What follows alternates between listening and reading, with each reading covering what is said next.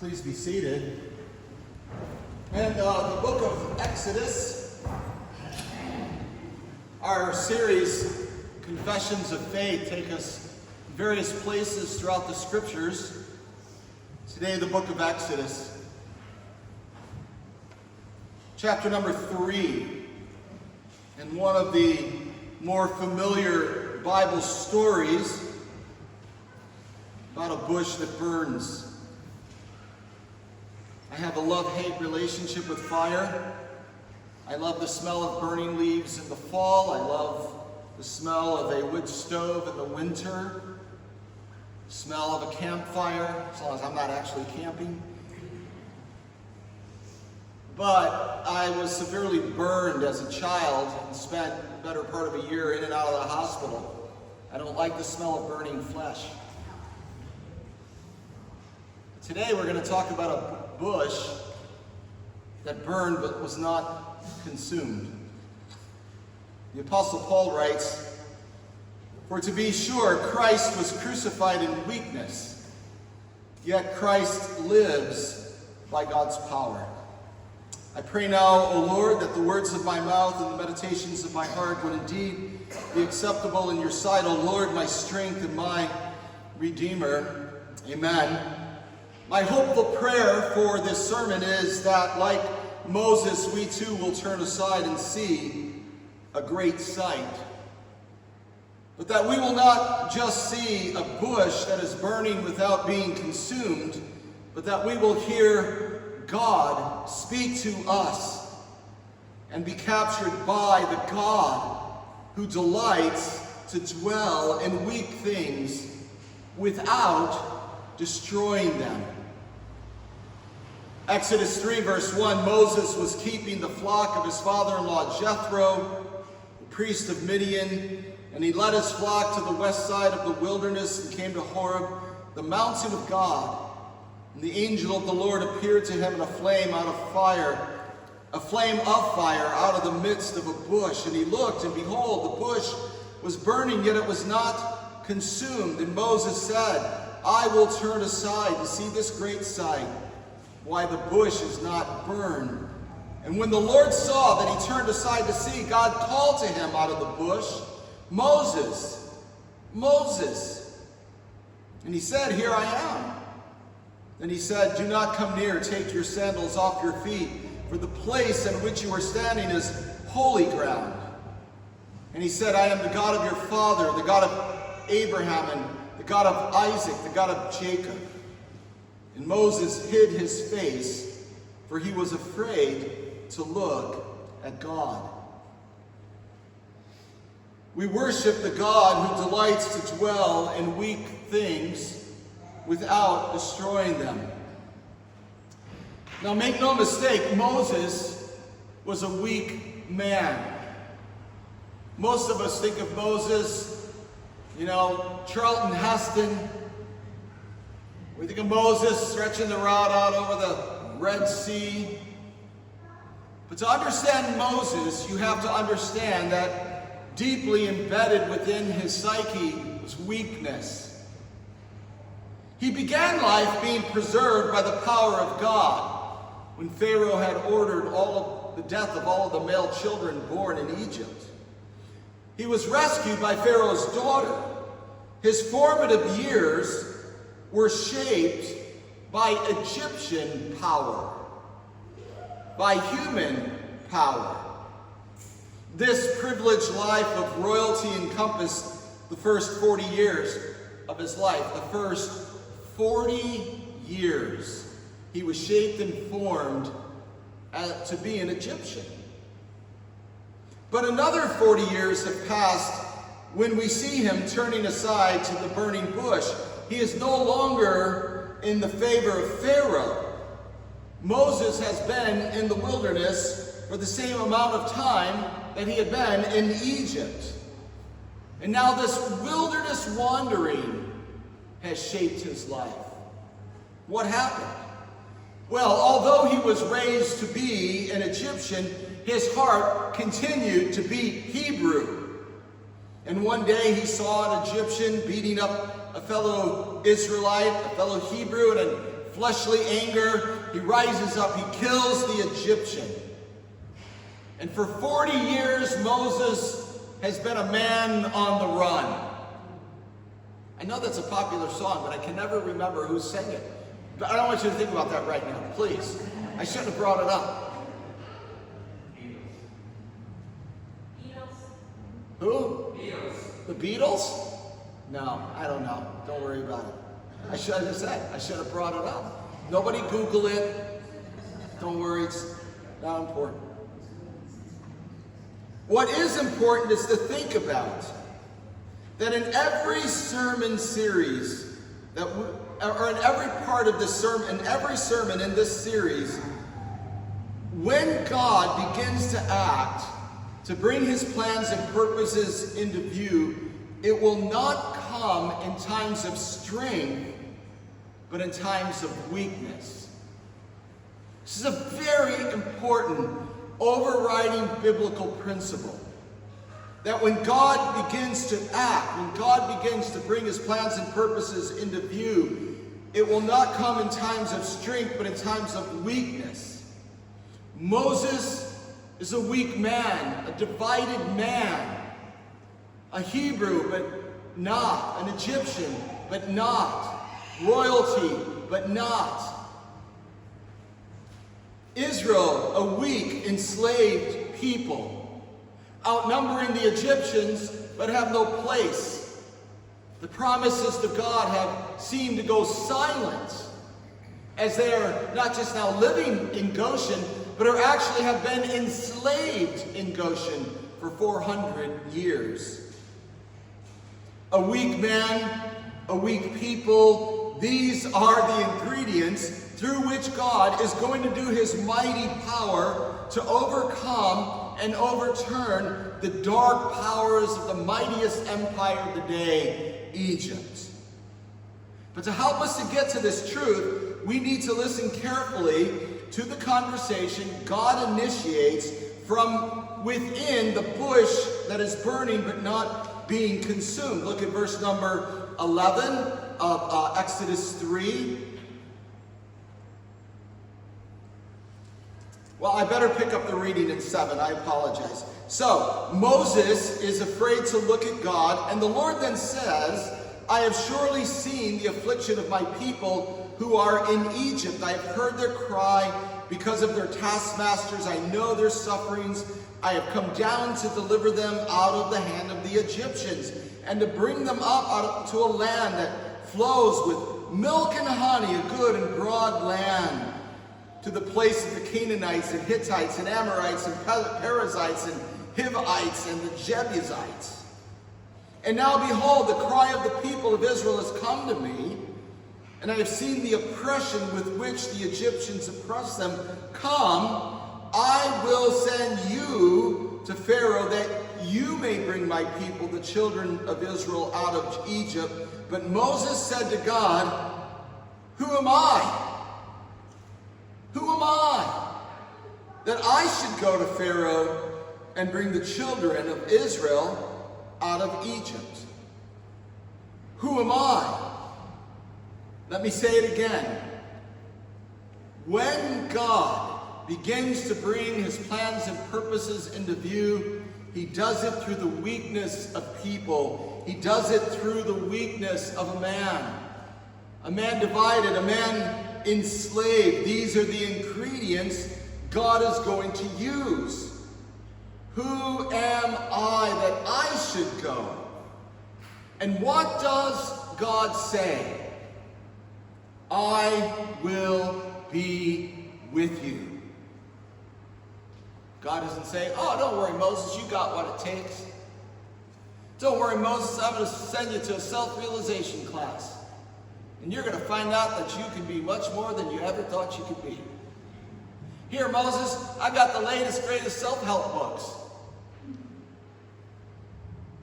The one promise God gives to a man who must have just been stunned, not just by this bush burning, but by the very God of his people talking to him, and the God who wants him to go.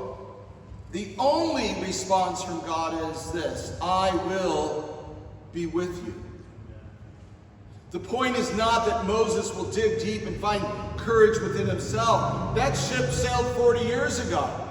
The point is this, that God's presence is the answer to Moses' weakness and inadequacy. The promise of God's presence is at the very heartbeat of God's self-revelation to Moses. And so the God who says, I will be with you, the God who reveals himself to Moses, then forces a question that you and I, regardless of where we are in life, need to constantly be asking. And the question is this: what changes in us when God says, I will be with you? What changes in you? What changes in us as a congregation when we are called to remember that God is with us? I ask this because the second part of the conversation seems to suggest that God's promise to be with Moses didn't do much to resolve his objections. And he questions then whether the leaders of Israel will even listen to him. Pick it up again. Verse number 13. God says, I will be with you, and this shall be a sign for you that I have sent you when you have brought the people out of Egypt. You shall serve on this mountain. So Moses asked, who am I? Verse 11. God says in verse 12, I will be with you. He promises a sign. Then Moses in verse 13 asks, if I come to the people of Israel and say to them, the God of your fathers has sent me, and they ask me, well, what's his name? What am I going to say? And the brevity of the answer of God stuns us. God said to Moses, I am who I am. I am who I am. Notice the shift. Who am I? Who are you? I will be with you. Who's with him? I am is with him. In this confession, in this series of confessions of faith, we've tried to show that our confession rests then on God's self-revelation to us. This is why God tells Moses to tell the people of Israel that I am has sent you to them. God says, tell them that I am the God of their existence. And this name is to be the name forever, the name to be remembered throughout all generations. But it is more than a name. It is God's confession, not just to Moses, it is God's confession to Israel. It is God's confession that reminds Moses and reminds Israel that he exists without depending on anyone or anything, that everything else derives its existence from him. He is the I am. And what Moses will learn over the next 40 years of his life is that he never once needed to find the courage within himself to do God's work. He only needed to act on the promise that the God who is with him, the God who eternally exists, is the God who is able to deliver. And we need that same thing each and every day of our lives. This comes so clear in verse number 23 of chapter 2. So chapter 2 of Exodus, look at verse 23, kind of the prelude to this story. During those many days of captivity, the king of Egypt dies, and the people of Israel groan because of their slavery. They cry out for help. Their cry for rescue in slavery came up to God. God heard their groaning, and God remembered his covenant with Abraham, Isaac, and Jacob. God saw the people of Israel, and God knew.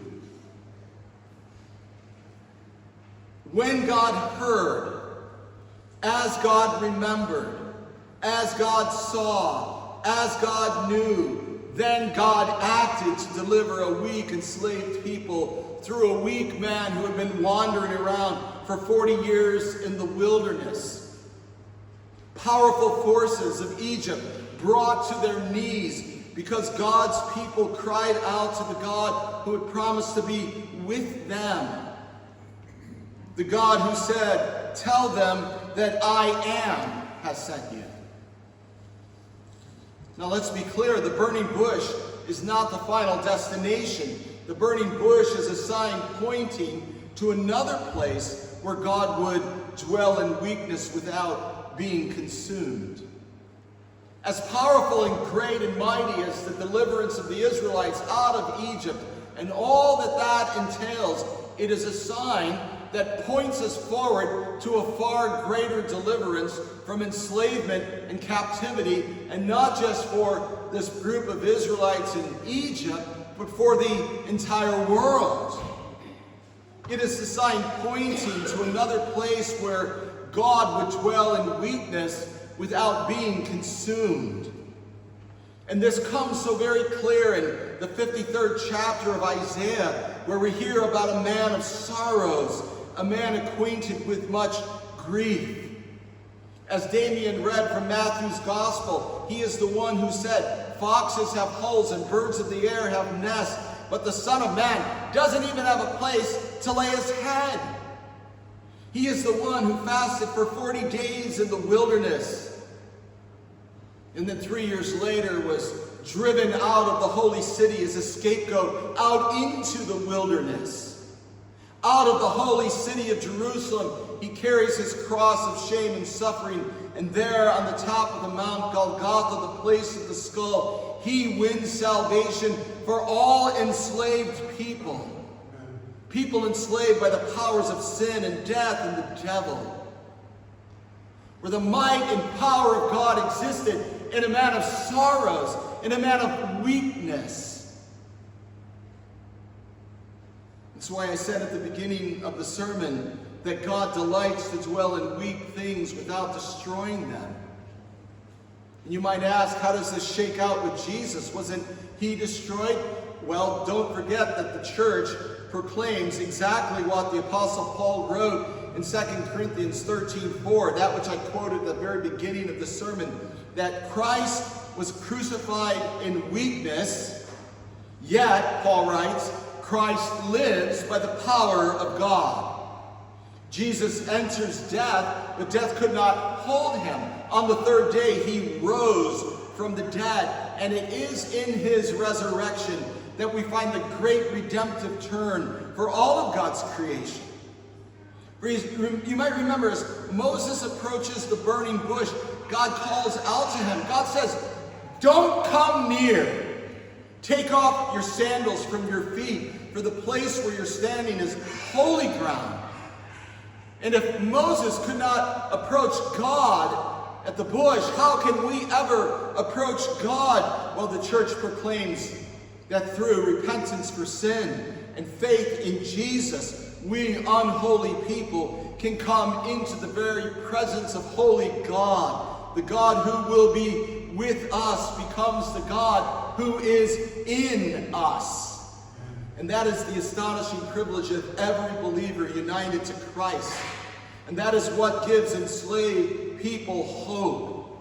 That just like the people of Israel groaned in their enslavement, the God who heard them, remembered them, saw them, knew them, acted for them, is the very same God who hears us, who remembers us, who sees us, who knows us, and acts for us through Jesus Christ. Read Romans 8 on your own time, and that's the sermon. The God who is with us.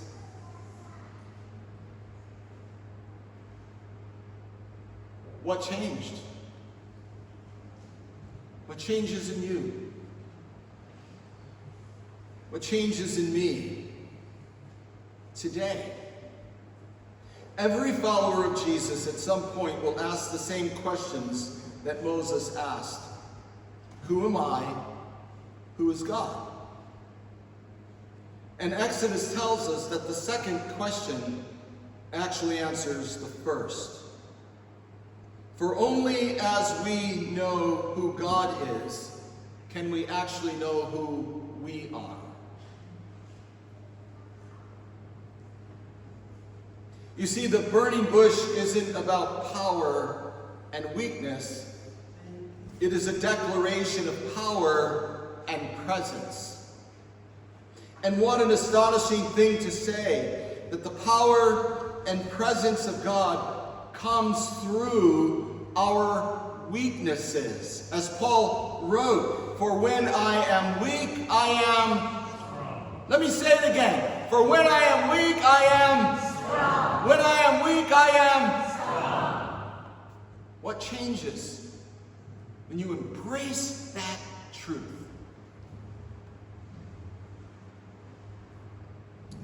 Imagine what life would be like if we were taken in by the I am to such an extent that we become a burning bush, not consumed.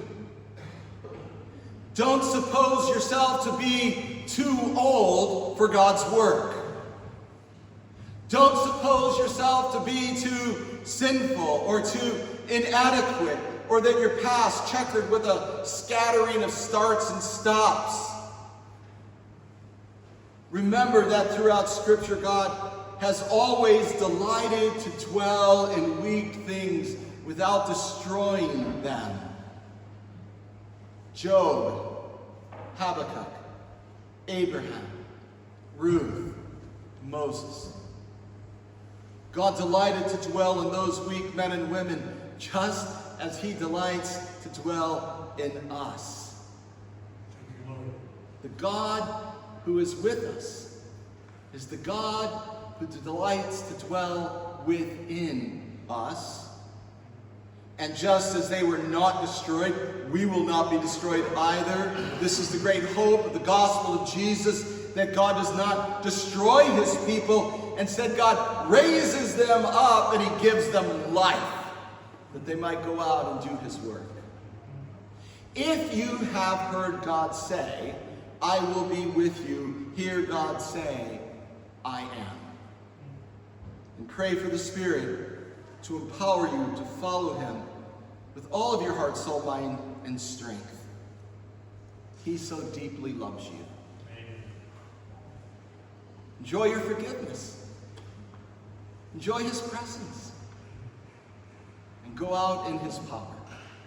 Now, Father, as we take your word into our lives, we come to this table that proclaims weakness and strength.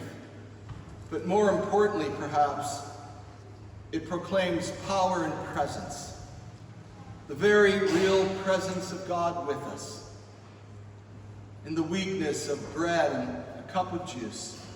A sign pointing us to the reality of the risen, the crucified, risen, exalted, ruling and reigning Christ, who is coming again to judge the living and the dead. I'll leave you in a few moments of quietness as we prepare our hearts for the table.